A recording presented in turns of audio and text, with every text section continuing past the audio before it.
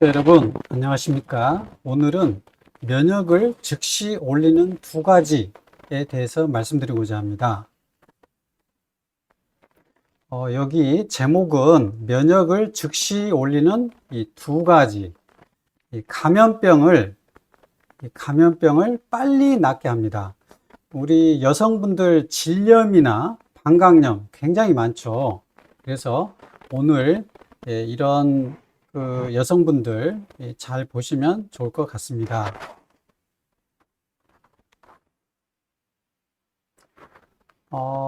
감기가 있다가 잘 안 났으면 진행하면 기관지염, 폐렴으로 가는 거고요. 여기 이제 감기는 상부호흡기, 상부호흡기 감염이죠. 주로 바이러스가 일으키지만 이게 낫지 않고 계속 진행하면 밑으로 내려가서 이 기관지염, 그리고 더 이제 진행하면 이제 폐렴, 이렇게 진행하는 것이고요. 그리고 이제 여성분들의 이제 그 생식기 쪽에 질염, 이게 이제 올라가면 방광염, 또 이렇게 요도를 타고 올라가서 신우신염, 이렇게 진행하는 것입니다. 그리고 이제 만성 그 감염병으로는 세 가지가 있죠. 전립선, 중이염, 부비동염. 이것은 해부학적으로 혈액순환이 잘 안 되는 그런 기관이기 때문에 이거 한번 걸리면 정말 굉장히 오래가는 그런 만성 감염병이 되겠습니다. 방광염을 보면 여기 급성, 여기 방광이 보이는데 이 안쪽에 이 막에 염증이 이 세균에 의해서 생기는 것인데요.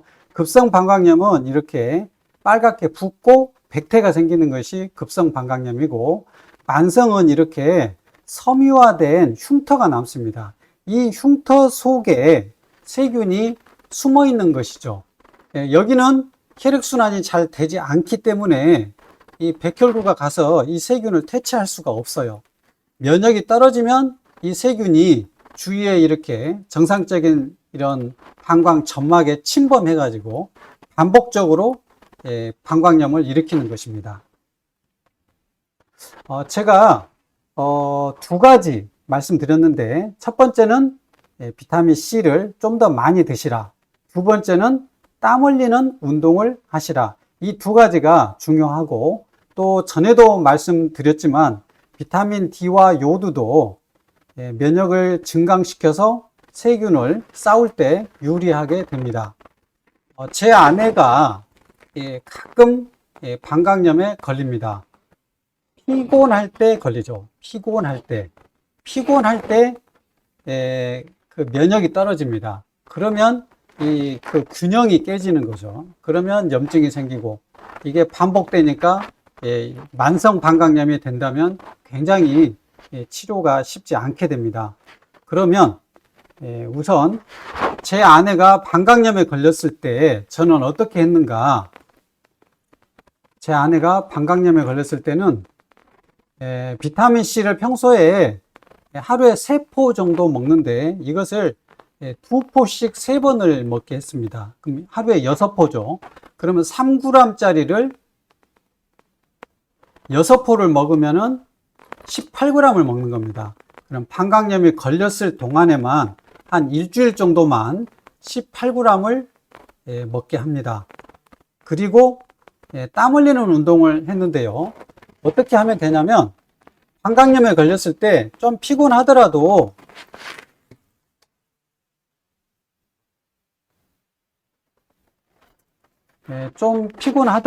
밖에 나가서 슬로우 조깅을 시킵니다. 슬로우 조깅. 그러면 한 30분 정도 또는 20분 정도 가볍게 슬로우 조깅을 해서 잠깐 땀을 조금 날까 말까, 이 정도만 하면 방광염이 굉장히 빨리 좋아집니다. 금방 컨디션이 좋아져요. 그 이유가 이 피로물질이 운동을 하면 림프 순환을 통해서 배설이 되고, 피로물질이 빠진 순간 백혈구가 활동을 잘 할 수 있게 됩니다. 그래서 방광염에 걸렸으면 즉각 밖에 나가서 가볍게 슬로우 조깅만 하셔도 그래도 금방 피로물질이 빠지고 금방 증상이 좋아집니다. 이 점을 사람들이 몰라서 제가 말씀을 드리는 겁니다. 그리고 이제 비타민 D 2만 IU. 평소에는 성인은 하루에 5,000 IU를 먹는데 4알을 먹게 하는 겁니다. 4알을 한 일주일 정도만. 그리고 이제 요드가 혹시 있으면 2알씩. 한 알에 12.5mg 짜리가 있습니다. 그걸 2알씩 이거를 또 한 일주일 정도 저는 아내에게 이렇게 먹게 하고요. 또 항생제 주사, 또 경구용 항생제, 소염제 처방합니다. 이렇게만 하는 것은 도움은 되지만 항생제를 처방 안 하고 낫기는 그렇게 조금 어려울 수도 있습니다. 그래서 가급적이면은 이렇게 한꺼번에 종합적으로 합동 공격을 해서 좀 압도적으로 우세를 해서 빨리 낫게 하는 것이 중요하고, 간신간신 이렇게 싸워가지고 이렇게 간신히 이기는 것은 이거는 좀 불합리한 방법이기 때문에 저는 환자가 오면 항생제 엉덩이 주사 그리고 항생제 먹는 약 이걸 한 5일분 정도 드리고, 엉덩이 주사는 매일 3일간 엉덩이 주사 항생제 맞게 합니다. 그리고 이제 정말로 안 낫고 재발하고 이런 분들은 이 비타민C 수액도 치료합니다. 이렇게 하면 어지간한 방광염은 거의 다 낫게 됩니다. 제가 대부분은 전에도 말씀드렸지만 이 땀 흘리는 운동, 좀 피곤하고 힘드니까 이렇게 막 센 운동을 할 수는 없어요. 슬로우 조깅 식으로 한 10분 정도만 해도 효과를 볼 수 있습니다. 꼭 이 운동을 병행하시면 좋겠습니다. 비타민C를 제가 꼭 먹으라고 하는 이유는 여기 이 백혈구 중에서 이 백혈구는 이제 호중구라는 백혈구예요. 여기 이렇게 큰 이런 이 조각들은 핵이 이렇게 핵이 이렇게 보이고, 이렇게 아주 무수히 많은 이런 과립, 이것이 뭐냐면 여기 실제 전자현미경 사진에서 엄청나게 보입니다. 이 주머니들이 이 과립이 들어있는 주머니인데 여기에 라이소자임이라는 세균을 녹이는 효소가 들어있어요. 그래서 이 백혈구는 스스로 움직이는 세포입니다. 아메바 운동을 해요. 그리고 이렇게 이 가짜 팔을 내밀을 수가 있어요. 그래서 포위를 해서 이 세균을 자기 몸 안으로 이렇게 들어오게 됩니다. 그러면 이 둘러싸고 있는 이 주머니, 이 주머니가 생기고, 여기에 무수히 많은 이 과립 주머니가 이겁니다. 이게 이제 붙어가지고 여기에 과립을 여기다가 넣어줍니다. 이 라이소자임 과립. 이거는 세균을 녹이는 그런 효소입니다. 그래서 세균을 녹이면 이렇게 분해가 되고, 이제 녹인 것은 세포 밖으로 내보냅니다. 이것이 첫 번째 호중구가 세균을 죽이는 방법이고, 이것은 약합니다. 두 번째 방법은 산화폭발 손상입니다. 산화폭발. 항산화, 산화, 이거 아시죠? 이 산화폭발 손상에 비타민C가 많이 필요합니다. 그래서 이 비타민C가 충분히 있을 때 활성산소를 많이 만들 수가 있어요. 이 주머니 안에서 만듭니다. 이 주머니 안에서. 그래서 활성산소에 의해서 세균을 죽입니다. 그리고 다음에 또 다음 슬라이드에 설명하겠습니다. 여기 이 산화폭발이라고 이 주머니 안에서 활성산소를 만들어서 세균을 죽여가지고, 이게 강력한 이 공격력입니다. 이 활성산소를 만들어서 세균을 사멸하는데, 이 활성산소를 만들 때 필요한 것이 비타민C입니다.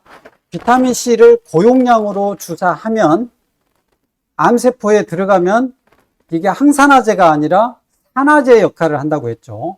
저용량 비타민C는 항산화 역할을 한다고 했죠. 그런데 이 백혈구 내에 백혈구 내에 비타민 C는 굉장히 높은 농도로 존재합니다. 이 혈중보다 훨씬 높은 농도로 존재해요. 그것이 이 활성산소를 만들기 위해서 그렇습니다.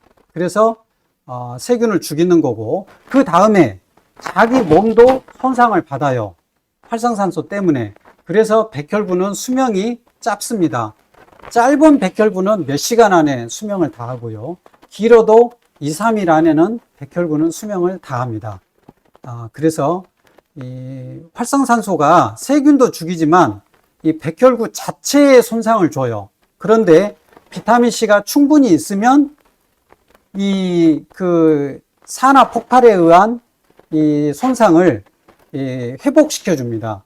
그래서 비타민C를 충분히 있는 경우에는 백혈구 수명이 좀 더 연장되고, 또 이 세균을 잡아먹는 능력이 훨씬 더 뛰어나게 됩니다. 가령 비타민C가 좀 적은 상태의 백혈구는 세균을 한 100마리 정도 죽이고 자신도 죽습니다. 그런데 비타민C가 충분한 백혈구는 200마리, 300마리, 500마리 더 많은 세균을 죽인 후에 자기도 죽습니다. 그 차이가 나는 거예요. 비타민C 농도에 따라서. 그래서 활성산소를 많이 만들기 위해서 비타민C가 꼭 필요하다. 또 자기 몸을 보호하기 위해서 비타민C가 필요하다. 그래서 평소에도 비타민C를 먹고, 또 감염증에 걸렸을 때 방광염뿐만 아니라 질염, 부비동염, 감기, 독감, 코로나 모든 감염병에 비타민C를 조금 더 용량을 늘려서 먹는 것이 그런 이유 때문에 그렇습니다. 그리고 백혈구 종류가 여러 가지가 있는데, 여기서는 호중구를 설명했지만 NK세포 또는 림프구, 이런 세포들도 비타민C가 굉장히 높은 농도로 세포 안에 존재합니다. 그래서 그 세포들도 비타민C가 충분했을 때 훨씬 더 강한 면역 기능을 수행할 수가 있습니다. 그래서 비타민C는 너무나 중요한, 면역을 올리는 중요한 물질이다, 이렇게 말씀드릴 수가 있습니다. 여기 보면 혈중, 이 비타민C 혈중 농도, 우리 피 속에 비타민C가 이제 마이크로몰, 이 단위가 마이크로몰입니다. 그래서 우리가 채소 또는 과일, 이 속에 비타민C 음식으로 섭취하면 평균 50 마이크로몰 정도 됩니다. 그리고 이 경구용 비타민C 있죠. 알약이나 분말, 이걸 먹으면 약 100 마이크로몰 정도 됩니다. 2배 정도 올라가요. 그리고 우리가 이제 감염병에 걸렸을 때는 이제 많이 먹으면 200 마이크로몰까지도 올라갈 수 있습니다. 하지만 주사를 투여했을 때, 비타민C 주사를 투여했을 때는 많이 올라가면 최대 3만 마이크로몰까지 올라갈 수 있습니다. 이 3만 마이크로몰, 그리고 음식으로만 먹었을 때 50 마이크로몰, 거의 600배, 600배 정도 차이가 납니다. 그래서 여기 보시면 이게 호중구, 아까 말씀드렸던 호중구, 그 세포 안에 그 비타민C 농도는 1350 마이크로몰, 이 50에 비하면 굉장히 많은, 그 수십 배 높은 농도고요. 이거는 이제 그 단핵구라는 백혈구고, 이거는 림프구라는 백혈구인데, 림프구 안에는 3800 마이크로몰입니다. 그러니까 혈중에 비하면 거의 한 70배, 거의 100배 가까이 이렇게 높은 농도를 유지합니다. 그만큼 백혈구는 비타민C를 많이 필요로 합니다. 그래서 감염병에 걸렸을 때는 비타민C를 좀 더 평소보다는 많이 먹어야 될 이유가 그렇습니다. 그러면 이제 아까 설명드렸던 것처럼 평소에는 6g에서 12g 정도 드시면 되고요. 감염이 생겼을 때, 방광염뿐만 아니라 감기, 독감, 바이러스, 질염, 뭐 비염, 중이염, 이런 감염병이 급성으로 생겼을 때는 2배, 12에서 20g 정도. 설사가 난다면 그보다 좀 적게 드시면 되겠습니다. 그리고 알약이 1g 정도 되니까 10개 이상 먹기는 사실 좀 힘듭니다. 먹기도 힘들고 알약은 위장장애가 좀 있을 수 있어서 가급적이면 분말을 드시는 걸 추천하고, 만약에 이 감염병이 생겼을 때는 리포조말 비타민C를 좀 더 많이 드시면 좋습니다. 왜냐하면 흡수율이 높기 때문에 분말만 드시면 설사가 날 수 있어요. 왜냐하면 비타민C는 흡수율이 높지 않아요. 한 20% 정도 흡수하고, 많이 먹으면 흡수율이 떨어집니다. 더. 그러니까 비타민C 리포조말, 지용성 비타민C는 흡수율이 한 5배 정도 높다고 해요. 그러니까 리포조말 비타민C를 드시면 설사가 안 납니다. 흡수가 거의 다 돼버리니까. 그래서 평소에는 리포조말을 보통 뭐 밤에 한 알 정도 드시고 나머지는 분말을 드시고 이렇게 이제 하는데, 감염병이 있을 때는 리포조말 비타민C를 한 5개 정도, 한 일주일 정도만 그러면 되겠죠. 나실 때까지. 이렇게 하는 것을 추천드리겠습니다. 이제 두 번째는 운동입니다. 운동을 하지 않으면 이 노폐물이 축적돼요. 왜 그러냐면, 우리 세포는 대사 찌꺼기를 세포 밖으로 일단 버립니다. 간질 조직에 노폐물이 쌓이면 염증이 일어날 수밖에 없는데요. 이 노폐물을 림프관을 통해서, 림프액을 통해서 배설을 하게 되는데, 림프 순환은 운동을 해야 순환이 일어납니다. 운동을 하지 않으면 노폐물이 빠지질 않고, 노폐물이 간질 조직에 쌓여 있으면 염증이 일어나요. 염증이 일어나면 백혈구가 그 자리에 옵니다. 그리고 백혈구가 일을 해요. 그러면 평소에 운동하지 않으면 늘 백혈구가 이렇게 이런 일을 하게 됩니다. 이런 백혈구 안에서 이런 사이토카인을 분비하고, 또 그 염증 물질을 막 잡아먹고 백혈구가 탈진이 돼요. 탈진. 이게 뭐냐면 면역 피로라고 합니다. 면역 피로. 백혈구가 탈진이 되는 것을 면역 피로, 같은 말입니다.